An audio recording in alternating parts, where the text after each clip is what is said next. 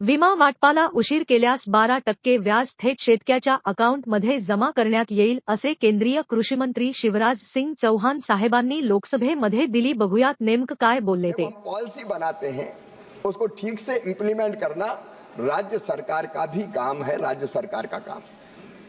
और उस दावे के भुगतान में अगर देर होती है तो अब एक प्रावधान में माननीय सदस्य जी को बताना चाहूंगा, हमने कर दिया है कि बीमा कंपनी अगर देर करेगी तो उस पे 12% की पेनाल्टी लगेगी जो सीधे किसान के खाते में डाली जाएगी। लेकिन देरी के कारण में अगर हम गए तो अधिकांश 90.98% कारण है राज्यों द्वारा प्रीमियम सब्सिडी में अपने हिस्से को देर से जारी करना।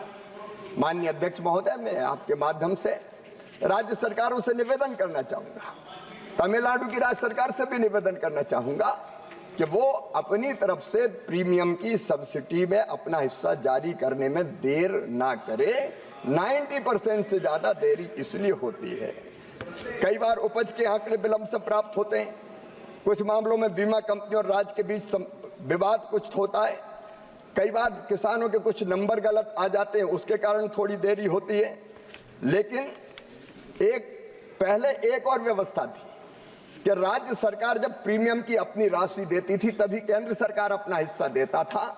हमने एक प्रावधान और किया है कि हमने राज्य के शेयर से अपने आप को डीलिंक कर लिया है और केंद्र सरकार अपना शेयर तुरंत जारी करेगी ताकि किसान के भुगतान में देरी ना हो। केंद्र सरकार का जो हिस्सा है वो तो उसको मिल ही जाए। और फिर मैं माननीय सदस्य जी को आश्वस्त करता हूं कि अगर क्लेम प्राप्त करने में देर होगी किसान को तो इसी खरीफ की फसल से ये 12% पेनाल्टी लगा के सीधे किसान